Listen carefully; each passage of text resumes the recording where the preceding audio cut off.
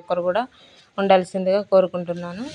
అందరూ కూడా ప్రార్థనలో ఏకీభవించండి. పరిశుద్ధుడ పరలోకమందు ఆసీనుడైన తండ్రి, మహాగణుడానికి వందనాలు. ఎక్కడైతే ఇద్దరు ముగ్గురు కూడి ఉండి నా నామంలో ప్రార్థన చేస్తూ ఉంటారో వారి మధ్యలో ఉంటారని సెలవిచ్చిన దేవుడవు తండ్రి, మీరు మా మధ్యలో ఉన్నందుకు వందనాలు.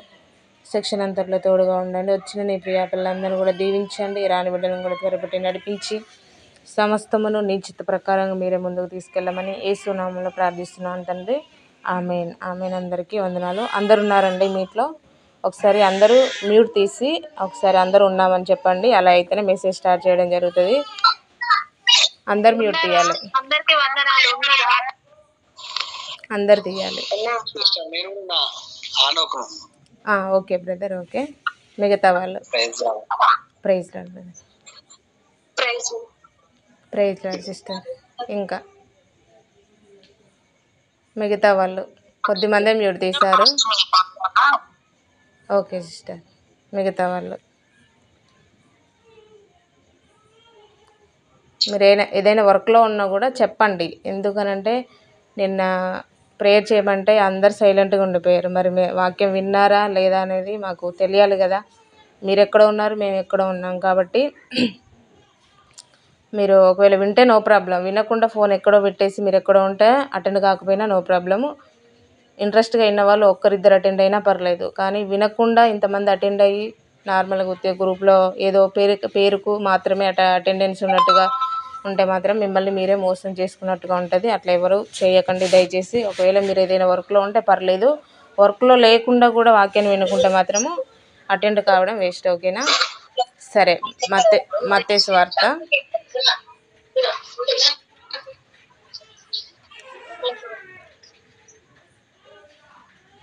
మత్తయి సువార్త 19వ అధ్యాయము.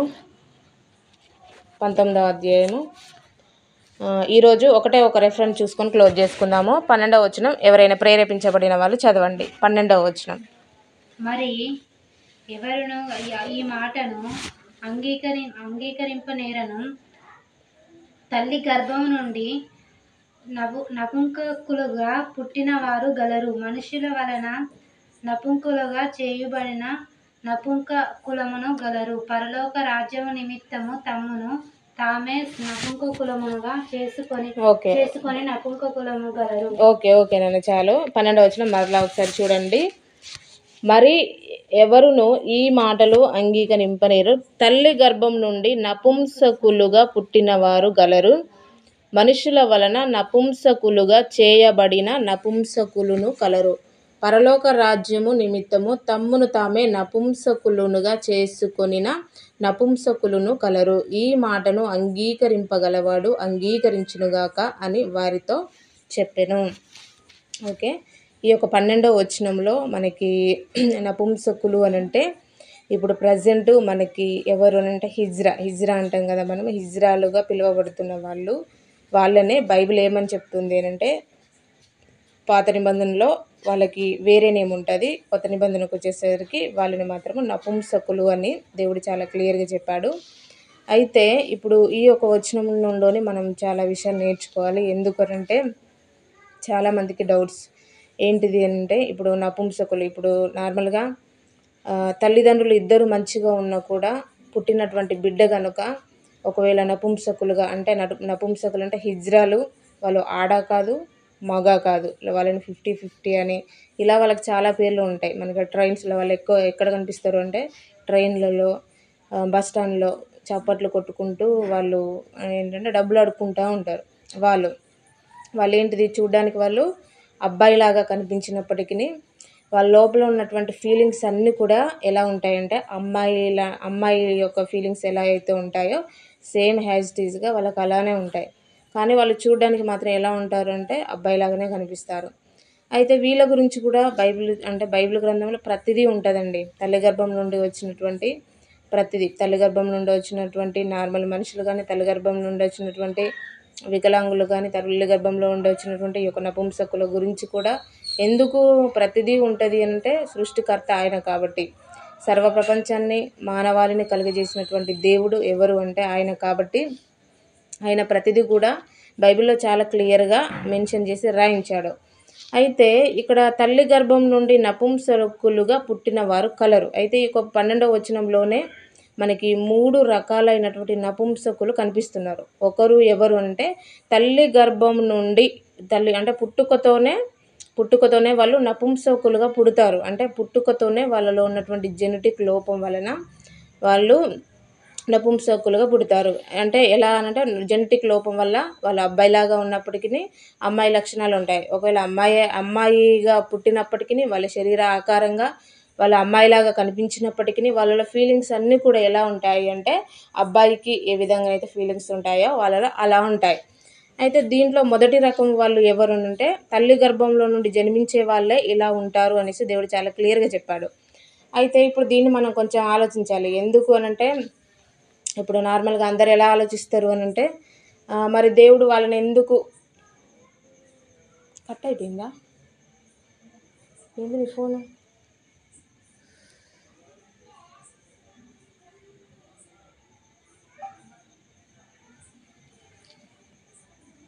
Sorry for the disturbance. Sorry.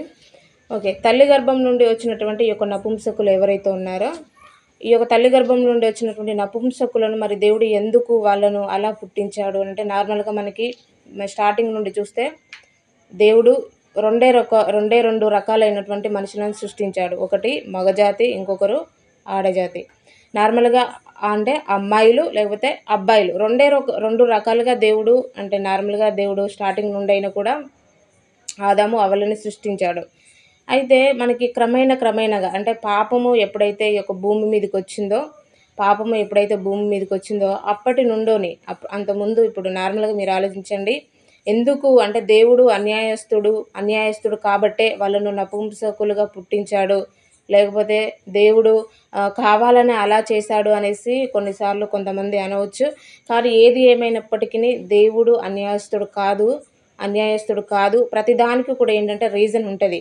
ఇప్పుడు నార్మల్‌గా ఆదాము అవ్వలని తయారు చేసినప్పుడు దేవుడు స్త్రీ, పురుషులుగా వాళ్ళని తయారు చేసి భూమి మీదకి తీసుకొచ్చాడు. అయితే వాళ్ళిద్దరిని స్త్రీ, పురుషులుగా తయారు చేసి వాళ్ళని ఏదోని తోటలో ఉంచినప్పుడు వాళ్ళు ఒక మహిమ శరీరాన్ని కలిగి దేవునితో పాటు చాలా వాళ్ళు ఒక మంచి సహవాసాన్ని కలిగి ఉండేటువంటి సహవాసాన్ని వాళ్ళు కలిగి ఉన్నారు.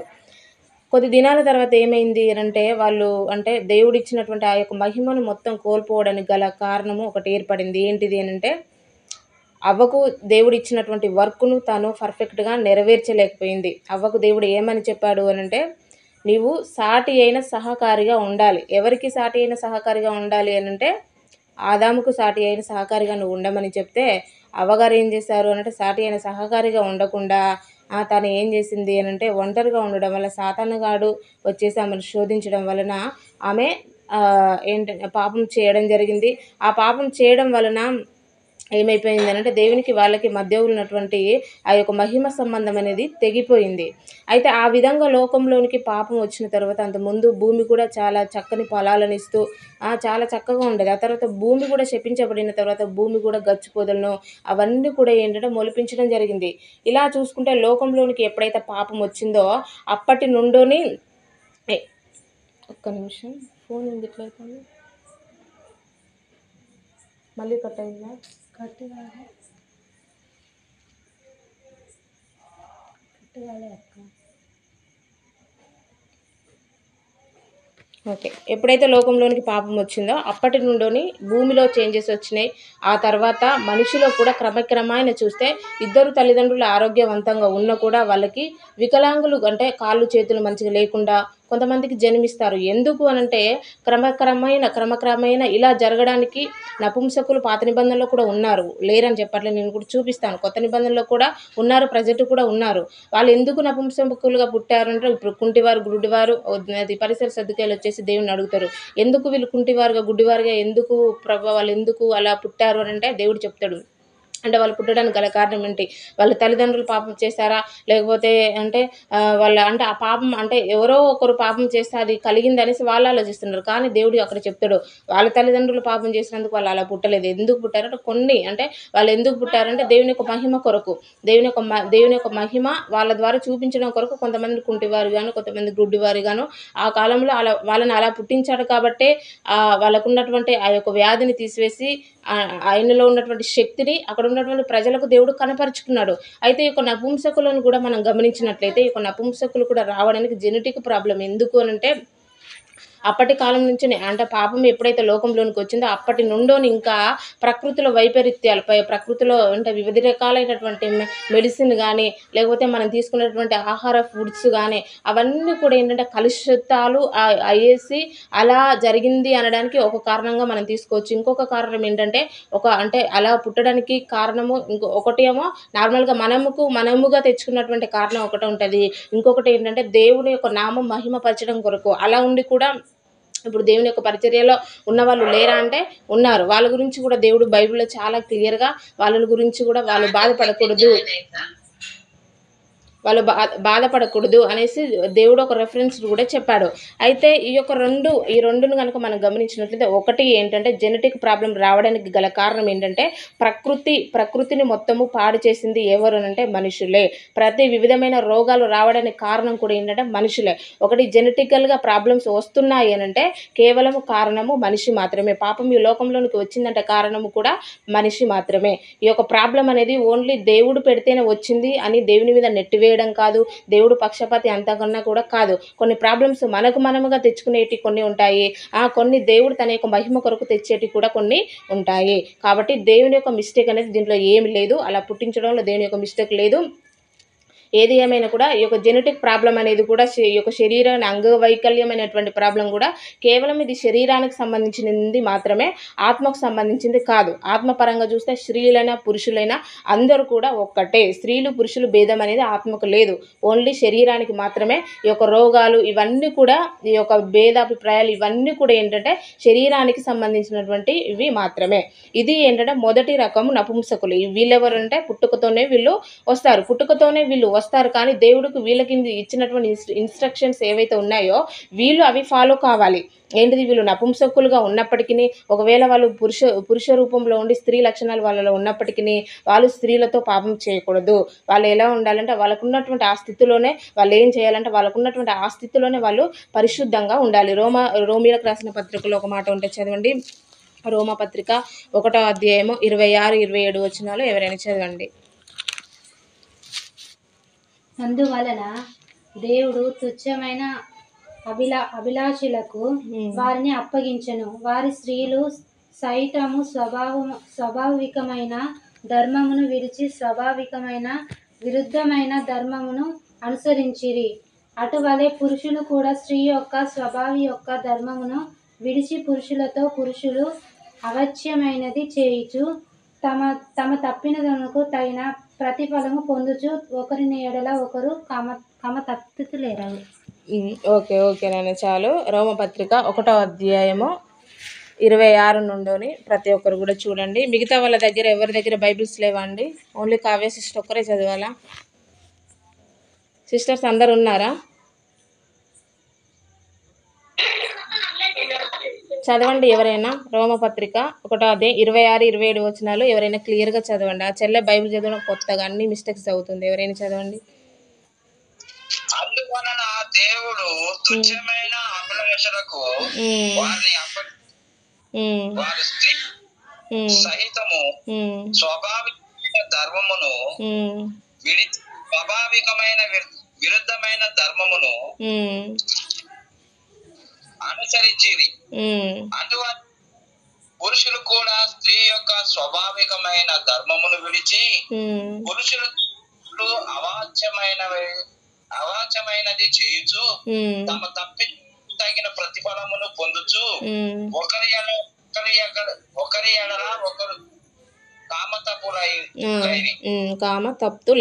ఓకే చాలు. ఇలా ఏంటంటే ఇప్పుడు వాళ్ళు ఒకవేళ వాళ్ళు నపుంసకులుగా దేవుడే ఒకవేళ వాళ్ళని పుట్టించినా లేకపోతే జెనెటికల్గా వాళ్ళు ఈ లోకానికి వచ్చిన తర్వాత వాళ్ళ తల్లిదండ్రులలో వాళ్ళు అంటే తీసుకున్నటువంటి మెడిసిన్ కానీ తీసుకున్నటువంటి ఫుడ్ ద్వారా ఒకవేళ ఆ భేదాభిప్రాయాలు ఒకవేళ ఆ బేబీలో వచ్చినప్పటికీ సరే వాళ్ళకున్నటువంటి ఆ యొక్క స్థితి అంటే వాళ్ళకున్నటువంటి ఆ స్థితి సమాజంలో అవమానకరమే కావచ్చు. అవమానకరమైన కూడా దేవుడు వాళ్ళకి ఇచ్చినటువంటి స్థితిలో వాళ్ళు ఎలా ఉండాలి అంటే ఆ యొక్క అంటే వాళ్ళు ఇప్పుడు పురుషులుగా ఉండి స్త్రీ లక్షణాలు కలిగి ఉండేసి వాళ్ళు ఇప్పుడు ఎలా అంటే స్త్రీలు స్త్రీలను పెళ్లి చేసుకోవడము, పురుషులు పురుషులను పెళ్లి చేసుకోవడం, ఇవి ఎక్కువగా వీళ్ళలో ఎవరైతే ఇప్పుడు ఇజ్రాయెల్‌గా ఉన్నారో వాళ్ళ దాంట్లో ఇది ఎక్కువగా జరుగుతూ ఉంటది. కాబట్టి ఇలా జరగకుండా వీళ్ళేం చేయాలి అనంటే వాళ్ళకున్నటువంటి ఆ స్థితిలో వాళ్ళకు ఫిలిప్పీలకు రాసిన పత్రికలో అందుకే ఒక మాట ఉంటది చదవండి. ఫిలిప్పీ పత్రిక 4వ అధ్యాయం 11వ వచనం చదవండి.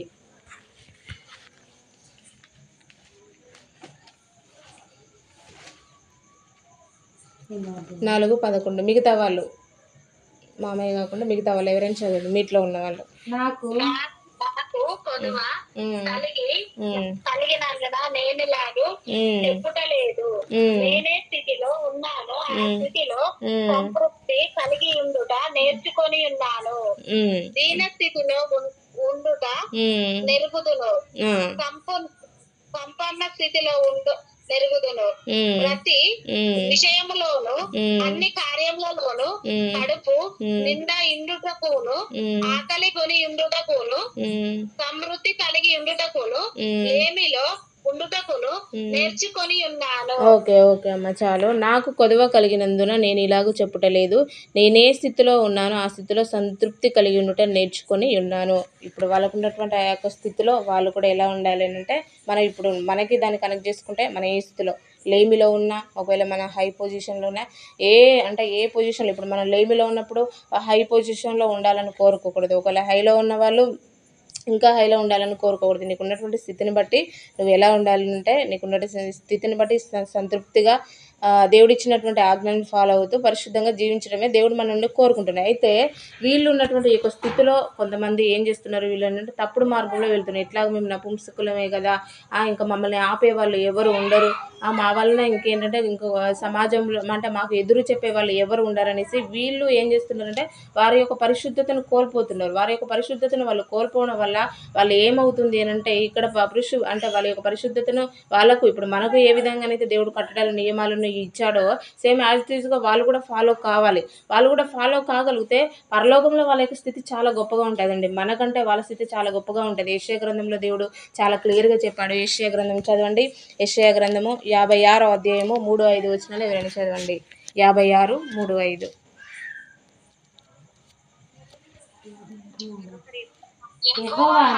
అన్యుడు నిశ్చయముగా యెహోవా తన జనులలో వెలివేయమని అనుకోవద్దు. నేను ఎండిన కంపని అనుకోవచ్చు. నా ఇంటను నా ప్రాకారములలోను ఒక భాగమును చెదను. కొడుకులు అని అనిపించుకొనుట కంటే శ్రేష్టమైన పేరు వారికి పెంచుచున్నాను, కొట్టి నిత్యమైన పేరు వారికి పెంచుచున్నాను. ఓకే సిస్టర్, చాలు 3వ వచనం ప్రతి ఒక్కరు చూడండి. యెహోవాను హత్తుకొని అన్యుడు నిశ్చయముగా యెహోవా తన జనులలో నుండి నన్ను వెలివేయునని అనుకొనవద్దు. షండు అంటే ఎవరంటే వీళ్ళే ఎవరైతే నపుంసకులుగా మనకి కొత్త నిబంధనలో పిలుస్తున్నారు. పాత నిబంధనలో చూస్తే వీళ్ళను షండులుగా పిలిచేవారు.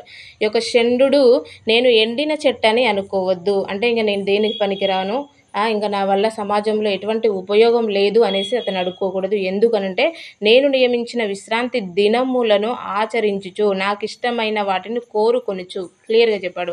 నేను ఏదైతే కట్టడాలను ఇప్పుడు నార్మల్ మనుషులకు ఏ విధంగానైతే నేను వాళ్ళలో నుండి పరిశుద్ధతను కోరుకుంటున్నాను, భయభక్తులు కలిగి జీవించడం కోరుకుంటున్నాను, ఏ విధంగానైతే ఒక మనిషి దేవుని యొక్క చిత్త ప్రకారంగా ఎలా జీవించాలని కోరుకుంటున్నాడో యాజ్ ఇట్ ఈజ్గా వీళ్ళ పట్ల కూడా దేవుని కంటే ఒక ప్రణాళిక ఉంది. అదే చెప్తున్నాడు. నేను నియమించిన విశ్రాంతి దినములను ఆచరించు నాకు ఇష్టమైన వాటిని కోరుకొనుచు నా నిబంధనను ఆధారము చేసుకొనుచున్న షండులను గూర్చి యెహోవా ఇలాగూ సెలవిచ్చుచున్నాడు. నా ఇంటను నా ప్రాకారములలోనూ ఒక భాగమును వారికి ఇచ్చెదను. పరలోక రాజ్యంలోనే ఒక భాగాన్ని దేవుడు వాళ్ళకి నియమించి ఉన్నాడు, ఇస్తానని దేవుడే వాగ్దానం చేసి ఉన్నాడు. ఇంకా కొడుకులు కూతులు అని అనిపించుకొనుట కంటే శ్రేష్టమైన పేరు వారికి పెట్టుచున్నాను. ఇప్పుడు మనం స్త్రీలుగా ఉన్నాము కాబట్టి మనం కూతురులుగా మన తల్లిదండ్రులకు మనము అంటే మన తల్లిదండ్రులు మనల్ని కూతురుగా పిలుస్తున్నారు. ఇప్పుడు అన్న వాళ్ళు ఉన్నారనుకోండి, తమ్ముళ్ళు ఉన్నారనుకోండి, వాళ్ళను కొడుకులని పిలుస్తున్నారు. మరి వీళ్ళు పురుషులు కాదు, ఇటు స్త్రీలు కాదు. కాబట్టి ఇలా వాళ్ళకి ఏ పేరు లేదు. కాబట్టి ఈ లోకంలో వాళ్ళకి ఏ పేరు లేకపోయినా, ఈ లోకంలో వారికంటే ఒక ప్రత్యేకమైన స్థానం లేకపోయినా పరలోకంలో ఒక భాగాన్ని నేను వారికి ఇచ్చేస్తాను, వారికి ఒక మంచి పేరు గొప్ప పేరు నేను నిత్య జీవంలో పెడతాను అని దేవుడు చెప్తున్నాడు. అంటే వాళ్ళని వెలివేయకూడదు. ఎవరైతే హిజ్రాలుగా ఉన్నారో వాళ్ళని తక్కువ చూపు చూడకూడదు. వాళ్ళని తక్కువ చూపు చూస్తూ ఉంటారు కొంతమంది. అలా చూడకూడదు. దేవుడు దాన్ని యాక్సెప్ట్ చేయడు. ఎందుకనంటే వాళ్ళు కూడా దేవుడు నియమించినటువంటి దేవుని యొక్క పిల్లలే. సో కాబట్టి మనము చేసుకున్నటువంటి ప్రాబ్లమ్స్, మనం తీసుకునే మెడిసిన్ దానివల్ల కూడా కొన్నిసార్లు అటువంటి ప్రాబ్లమ్స్ మనకు మౌనముగా తెచ్చుకునేటువంటి స్థితి కూడా ఉంటుంది. కాబట్టి అటువంటి వారిని దేవుడే ప్రేమిస్తున్నాడు. కాబట్టి మనం ఇంతటి వారు మనము కూడా వాళ్ళని ప్రేమించాలి. వాళ్ళు ఎప్పుడు అంటే పరిశుద్ధంగా దేవుడు చెప్పిన మాట ప్రకారంగా వాళ్ళు కూడా జీవించగలిగితే వాళ్ళకంటూ కూడా ఒక స్థానం పరలోక రాజ్యంలో ఉంది అనేసి దేవుడు తెలియజేస్తున్నాడు. మరలా ఒకసారి చూడండి 12వ వచనము. మనుషుల వలన నపుంసకులుగా చేయబడిన నపుంసకులను కలరు. మొదటి వాళ్ళు ఏంటిది? పుట్టుకతోనే నపుంసకులుగా పుడతారు. మరలా ఇంకొకరు ఎవరుంటే మనుషుల వలన నపుంసకులుగా చేయబడ్డ వాళ్ళు, పుట్టుకతో వచ్చేవాళ్ళు ఒకరు. ఇంకొక సెకండ్ రకానికి చెందిన వాళ్ళు ఏంటంటే వాళ్ళు పుట్టుకతోటి మంచిగానే స్త్రీలుగానే పుడతారు, పురుషులుగానే పుడతారు. కానీ మనుషుల వల్ల నపుంసకులుగా చేయబడతారు. అంటే ఇప్పుడు ఒక పురుషుడు ఉన్నాడు అనుకోండి, ఆ పురుషుడు తను వివాహానికి అర్హుడైనప్పటికీ అతడు ఏం చేస్తాడు? ఏదో వాళ్ళకు ఒక సర్జరీస్ ఉంటాయి. ఆ సర్జరీస్ చేయించుకోవడం వలన వాళ్ళు వివాహానికి అర్హత లేని వారుగా తయారవుతారు. అయితే ఇలాంటి వాళ్ళు మనకి ఎక్కువగా పాత నిబంధనలో ఉంటారు. ఎందుకనంటే ఇప్పుడు పాత నిబంధనలో రాజులు, రాణులు వీళ్ళందరూ ఉండేవాళ్ళు. కాబట్టి ఇప్పుడు ఒక రాణికి వాళ్ళ చుట్టూ సైనికులు, అంటే ఒక కాపుదల, వాళ్ళకు ఎటువంటి హాని జరగకుండా వాళ్ళకి వాళ్ళ భటులు కానీ వాళ్ళకు అంటే కాపుదల కొరకు ఇప్పుడు సెక్యూరిటీ గార్డ్స్ ఏ విధంగానైతే ఉంటారో ఆ విధంగా వాళ్ళ చుట్టూ ఉండేవాళ్ళు. అయితే ఇప్పుడు వాళ్ళ చుట్టూ రాణిల చుట్టూ ఒకవేళ అమ్మాయిలే ఉన్నారనుకోండి, దాసీలుగా అమ్మాయిలే ఉన్నారనుకోండి, అమ్మాయిలో ఎక్కువ బలం ఉండదు. సో ఒకటి అబ్బాయిలు ఉండాలి అని అంటే కంపల్సరీ అంటే అబ్బాయిలను ఎక్కువగా నియమించేవాళ్ళు. అబ్బాయిలను నియమించాలి అని అంటే నమ్మకం ఉండదు కదా. ఇప్పుడు ఆమె రాణి అయినా కావచ్చు, ఆమెలో ఒకవేళ చెడు కోరికలు వచ్చేసి ఆ యొక్క తన పక్కన ఉన్నటువంటి ఆ బడ్డుతో తప్పు చేసేటువంటి అవకాశం కూడా ఉంటుంది. అతనిలో చెడు కోరికలు వచ్చినా కూడా ఆ తప్పు జరిగేటువంటి అవకాశం ఉంటుంది. కాబట్టి అలా జరగకుండా ఆ యొక్క రాణి ఎవరైతే ఉన్నారో ఆ రాణి యొక్క భర్త అయినటువంటి రాజు ఏం చేసేవాడు అంటే ఇప్పుడు రాణి చుట్టూ ఎవరైతే సైనికులుగా కొంతమందిని నియమిస్తాడో వాళ్ళకి ఆ యొక్క సర్జరీస్ ఇప్పుడు ఏదైతే వాళ్ళు పురుషులైనప్పటికీ వాళ్ళు వివాహానికి అర్హత లేని వారిగా వాళ్ళు చేపించేవాళ్ళు అన్నమాట. చేపించేసి వాళ్ళ పక్కన ఉంచేవాళ్ళు. వాళ్ళని ఏమనేవాళ్ళంటే ఈ యొక్క షండులు లేక నపుంసకులు అనేవాళ్ళు. అయితే వీళ్ళు ఏం చేసేటోళ్ళు? వీళ్ళు ఆ యొక్క రాణి పక్కన ఉంటూ వాళ్ళకి ఏదైనా అవసరతలు కావాలన్నా తీరుస్తూ, ఏదైనా యుద్ధానికి ఏదైనా కూడా వాళ్ళకి సెక్యూరిటీ లాగా వీళ్ళు పనిచేస్తూ ఉండేవాళ్ళు. వీళ్ళు కేవలం ఏంటిదంటే ఇంకా వివాహానికి వీళ్ళు అర్హులు కాదు. కేవలము అక్కడే ఆ యొక్క రాణుల దగ్గరే ఉంటూ వాళ్ళు ఇచ్చేటువంటి జీతాన్ని పుచ్చుకుంటూ వాళ్ళ యొక్క జీవితాన్ని గడిపేవాళ్ళు అనమాట. మనకి ఒక సందర్భాన్ని చూసుకుంటే క్లియర్గా అర్థమవుతుంది. ఎస్తేరు గ్రంథంలో ఉంటుంది. 4వ అధ్యాయం 4వ వచనం చదవండి ఎవరైనా. ఎస్తేరు 4:4 చదవండి ఫాస్ట్గా ఎవరైనా. ఎస్తేరు యొక్క పనికెత్తెలను ఆ మొగొద్దురనను షండులను వచ్చి జరిగిందని ఆమెను తెలియజేయుగా రాణి గొప్ప మనోవిచారము కలదే మోరకై కట్టునై ఉన్న గొనిపెట్టకు తీసివేయమని ఆజ్ఞ ఇచ్చి కట్టించుకొనెను. ఓకే నాన్న చాలు. ప్రతి ఒక్కరు కూడా చూడండి 4వ అధ్యాయం 4వ వచనంలోని ఎస్తేరు యొక్క పనికత్తెలను ఆమె దగ్గరనున్న షండులను వచ్చి జరిగినదని ఆమెకు తెలియజేయగా రాణి గొప్ప మనోవిచారము గలదై మొర్దెకై కట్టుకొనియున్న గోనెపట్టను తీసివేయమని ఆజ్ఞ ఇచ్చి కట్టించుకొనుటకై అతని యొద్దకు వస్త్రములు పంపెను గాని అతడు వాటిని తీసుకొనలేదు. ఈ యొక్క రాణుల ప్రక్కన ఎవరు అని అంటే వీళ్ళు షండులు అంటే ఎవరు అంటే ఇప్పుడు మనం చెప్పుకున్నటువంటి వాళ్ళు ఎవరైతే నపుంసకులు ఉన్నారో వీళ్ళు. ఆ యొక్క రాణి ఇప్పుడు ఎస్తేరు రాణి ఉంది, తన పక్కన ఏదైనా వర్క్ చేయడానికి కానీ అలా వీళ్ళకు ఏదైనా సహాయకారులుగా ఉంటూ ఒకవేళ యుద్ధము జరిగేది ఉంటే వీళ్ళు ఆ యొక్క యుద్ధంలో అంటే గెలవడం కొరకు వీళ్ళు సహకారులుగా ఉంటే ఎటు చేసి ఆ రాణికి సెక్యూరిటీ లాగా వీళ్ళు పనిచేస్తూ ఉండేవాళ్ళు. ఇక వాళ్ళ జీవితం అంతే. ఇంకా వాళ్ళు మ్యారేజ్ చేసుకోరు, వాళ్ళకి ప్రత్యేకమైన ఫ్యామిలీస్ అంటూ ఏమి ఉండవు. అక్కడ రాణి యొక్క గృహాలలోనే ఉంటూ వాళ్ళు ఏంటంటే ప్రత్యేకంగా ఈ యొక్క రాజులు వాళ్ళని ప్రతిష్ఠించుకొని వాళ్ళ దగ్గర ఉంచుకునే వాళ్ళు అన్నమాట. అలా ఏంటంటే మనుషుల వల్ల చేయబడ్డ వాళ్ళు ఎవరు అని అంటే వీళ్ళు. ఇంకొక రకం ఎవరు చెప్పాడు? తమ్మును తామే నపుంసకులుగా చేసుకొనిన నపుంసకులను కలరు. ఈ మాటను అంగీకరింపగలవాడు అంగీకరించునుగాక అని వారితో చెప్పను. తమ్మును తామే నపుంసకులుగా చేసుకున్న వాళ్ళు, తమ్మును తామే నపుంసకులుగా చేసుకున్న వాళ్ళు అనంటే ఇప్పుడు రాజు రాణుల దగ్గర ఉండే వాళ్ళని చేసిన వాళ్ళు వేరే వాళ్ళు, డైరెక్ట్ పుట్టుకతోనే వచ్చిన వాళ్ళు వీళ్ళు వేరే వాళ్ళు. వాళ్ళుగా చేసుకున్న వాళ్ళు ఎవరు అనంటే వాళ్ళకు నపుంసకులుగా చేసుకోవడం అంటే వాళ్ళు పురుషులైనప్పటికీ స్త్రీలైనప్పటికీ వారి యొక్క పురుష ధర్మాన్ని వాళ్ళే ఎవరు సర్జరీలు చేయించుకోరు. కానీ ఏంటంటే ఇప్పుడు మనకి హోసన్న గారు ఉన్నారు. హోసన్నను మనం తీసుకుంటే ఎలా అంటే ఇప్పుడు వాళ్ళలో ఉన్నటువంటి కోరికలు ఏదైతే ఉన్నాయో అవన్నిటిని కూడా చంపేసుకొని కేవలము నేను దేవుని కొరకే జీవించాలి, దేవుని యొక్క పనిని సంపూర్ణ అపోస్తులుడైనటువంటి పౌలు గారు నిన్న కొరింథీయులకు రాసిన మొదటి పత్రికలో చెప్తాడు. ఏంటిది అంటే ఇప్పుడు వివాహం చేసుకున్న వాళ్ళు దేవుని యొక్క పనిని సంపూర్ణంగా చేయలేరు. వివాహం చేసుకున్న వాళ్ళు దేవుని యొక్క పనిని సంపూర్ణంగా చేయలేరు. ఎవరైతే దేవునికి సమర్పించుకొని నపుంసకులుగా వాళ్ళుగా సమర్పించుకొని వాళ్ళలో ఉన్నటువంటి ఆ యొక్క కోరికలను అవన్నిటిని కూడా చంపేసుకోవడం ఏంటంటే నపుంసకత్వం అని దేవుడు దాన్ని చెప్పాడు. ఓకేనా? ఇది ఏంటంటే వాళ్ళుగా చేసుకునే వాళ్ళు. వీళ్ళు ఏంటిది అంటే ఒకవేళ వివాహం చేసుకున్నారనుకోండి, ఫ్యామిలీని భార్యను చూసుకోవాలి, అటు ఫ్యామిలీని చూసుకోవాలి, దేవునికి అంటే వాళ్ళు ఇవ్వాల్సినటువంటి సమయాన్ని ఎక్కువగా వాళ్ళు కేటాయించలేరు.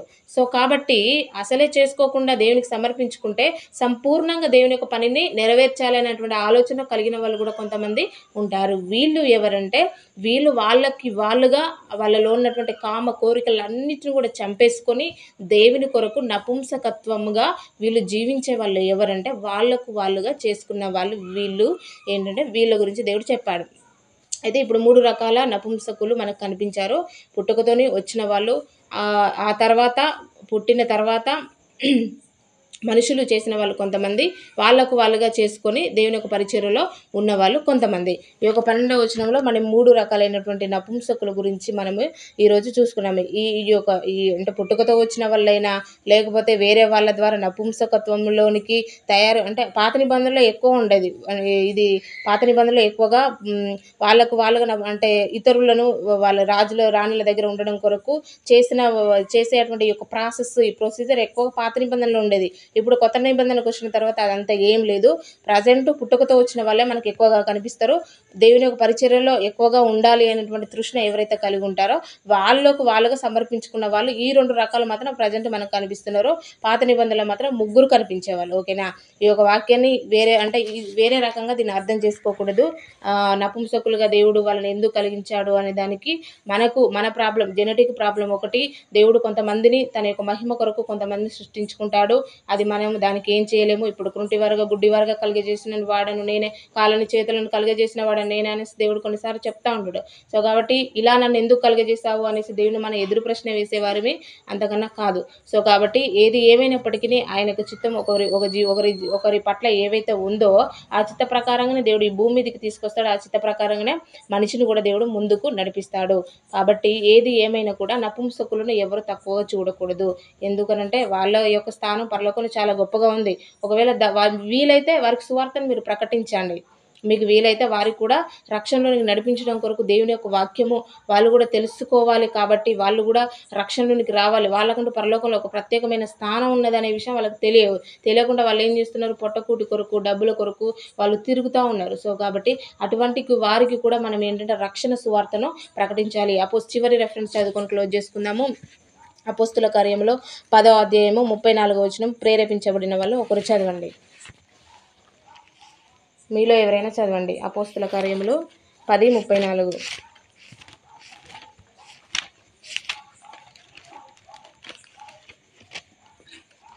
దేవుడు పక్షపాతి కాడని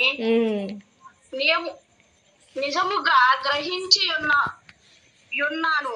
ప్రతి జనములోను ఆయనకు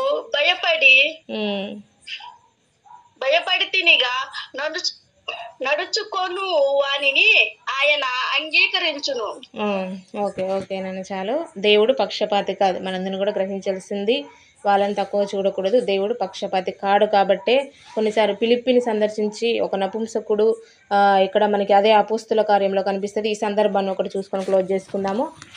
ప్రతి ఒక్కరు కూడా ఎవరైనా చదవండి. 8:27 చదవండి. అపోస్తుల కార్యములు 8వ అధ్యాయం 27వ వచనము. అప్పుడు ఉమ్, ఐథియోపియులు ఉమ్, రాణి అయిన కందికే క్రింది మంత్రి అయి ఆమె యొక్క ధనరాగమంతటి మీదున్న ఐథియోపియుడైన ఉమ్, నపుంసకుడు ఉమ్, ఆరాధించుటకు యెరూషలేమునకు వచ్చి ఉండును. ఉమ్. అతడు తిరిగి వెళ్ళుచు తన రథమి మీద కూర్చుండి ప్రవక్త అయిన యెషయా గ్రంథము చదువుచుండెను. ఓకేనండి, చాలు. 26 నుండి చూడండి, ఇది ఒకటి చూసుకొని క్లోజ్ చేసుకుందాము.